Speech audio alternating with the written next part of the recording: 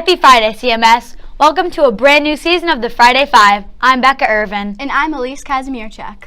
The Friday Five is a 5-minute show that airs every Friday.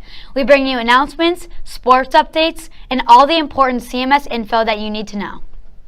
We hope that all of you had a wonderful summer and your school year is off to a great start. Here is Jillian Radka with a report on how some CMS students spent their time off this summer.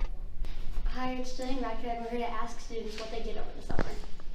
This is Sam Duncan. What's your favorite thing that you did over the summer? I went to Europe on vacation, and it was really fun. Okay, thanks. This is April Bradshaw, and what was your favorite thing that you did over the summer? I'm going to Disney World. Okay, thank you. This is Diego. What's your favorite thing that you did over the summer? This summer I went to San Francisco to go visit my sister. Okay, thanks. And this is Jillian Radka for the Friday Five signing off. Thanks, Jillian. Do you have talent? Do you like to perform? If you answered yes, then you should attend auditions for the school play. Auditions are on Monday and Thursday next week from 2:35 to 4 o'clock. It's time to toss it over to Evan Gerlach for our first sports update of the year. Hey Chargers, it's Evan Gerlach here with your CMS Sports Update. The cross-country team had a meet on Wednesday against Millennium and retained the 9-mile belt for the Chargers. The 7th and 8th grade volleyball teams won their opening game against Walnut Creek High School on Wednesday. That's all for sports. Elise and Becca, back to you. Let's check out one of our new special segments. It's time for Kicking It with Sasha. Kick it! Hello everyone, I'm Sasha Stoyanovich and this is Kicking It with Sasha. Since the football season just started up, what better way to kick off our program than to bring in former NFL kicker Mr. Pete Stoyanovich. Thank you, Mr. Stoyanovich, for joining us today. You're welcome, Sasha. First question, how many years did you play in the NFL and for what teams? I played in the NFL for 12 years. I got drafted in 1989 by the Miami Dolphins, and I spent 7 seasons there. Played for probably the greatest coach of all time, in Don Shula. And then I went to Kansas City and spent 5 years in Kansas City. Played for Marty Schottenheimer, another great coach. And then I retired with the St. Louis Rams. I spent a little time in St. Louis. All right, next question. Did you play any other sports? If so, what sports? I did. I was actually a big soccer player. I grew up playing soccer in the area, and I used to play for the men's national team. And I went to college and played soccer and football, but I had to make a decision to choose one or the other, and I chose to go play in the NFL. All right. What was your greatest moment in the NFL? My greatest moment in the NFL, I had a couple great moments, but I had a couple down moments too. But my greatest moment, I think, that brings back a lot of memories is there's 2 of them. One was the kick against in the playoffs, a 58-yard field goal that I hit in the playoffs when I played with Miami, which is still an NFL record today. And the other one was the moment on Thanksgiving Day against the Dallas Cowboys in the snow when I had another shot at a field goal on the last play of the game to beat the Cowboys in the snow back in 93, I think it was, 1993. Wow, that's great.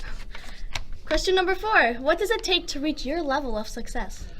Well, it doesn't come easy. You know, in order to get to where I was at, you certainly have to practice a lot. You have to be very disciplined in the things you do. You have to be responsible. It takes a lot of hard work, a lot of practice, because there's a 1 in a million chance that any kid that pursues that kind of dream makes it to the NFL. So you have to be very special. You have to be very determined, and you have to stay on the right path and work extremely hard to get to that level. And the hardest part is not just getting there. The hardest part is staying there. Once you're there, the pressure's always on to continue to perform at that level. All right. Last question. Do you have any predictions for the upcoming football season? Well, I am still a Lions fan, because I'm from this area. I would love to see the Lions and the Dolphins in the Super Bowl. I don't know if that'll happen, but I'm going to predict that'll happen this year. All right. Thank you again, Mr. Stoyanovich, for joining us today, especially with your busy schedule. I'm Sasha Stoyanovich, reporting for the Friday Five, and this has been Kicking It with Sasha. Thanks, Sasha.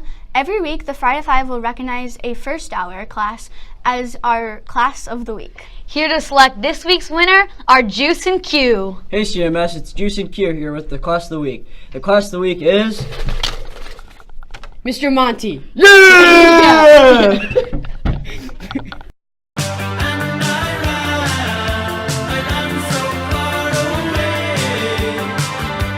Congratulations to our class of the week. Becca, it looks like you could use a little help on your organization.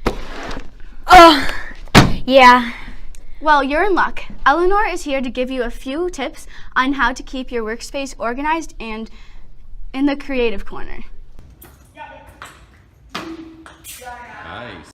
Welcome to the Creativity Corner with Eleanor. Today I'll be showing you how to keep your workspace organized. A lot of times when we work on our homework, we often have a hard time finding a good place to work, but these ideas will help you get your workspace organized. 1. First, you get a homework or a table type of sort desk. So this could be like a desk in your room, it could be the kitchen table.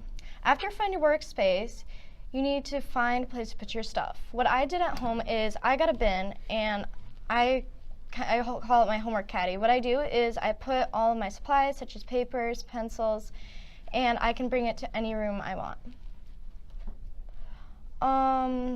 Number 3, you can also make a pencil case. What I made last night is I made my own pencil case. What you do, you just open it and everything is laid out in front of you.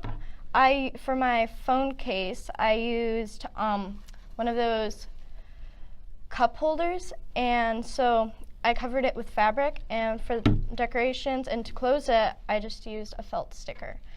Another thing you could do if you don't have a homework table or a desk of sorts, you can also take a box and you can cut little pieces off it so you can like put it on your lap and you can use it to write on.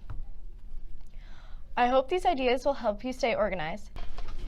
That is all the announcements for this week's show. Stay tuned as the Blue Slip winners and staff shoutouts will be announced by Mal and Ryan. Have a great weekend, everyone. Hello, it's Ryan and Mal here to bring you this week's Blue Slip winners and staff shoutouts. Blue Slips are given to CMS students who are caught doing great things in our school. Each week we will select 3 winners.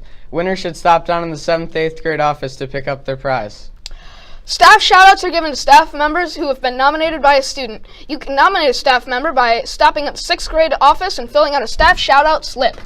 This week's staff shoutout goes to Mrs. Hughes. We have so much gratitude that you are a member of the staff at CMS. Every week, Malachi has an amazing story of how we chose the Blue Slip winners. Malachi, what happened this week? Well, it's a really funny story. 56 ninjas snuck up behind me at the bus loop and tried to prevent me from reading these prized blue slips. Luckily, I made it to the bus. Yes, quite a funny story. Now time to read the lucky winners.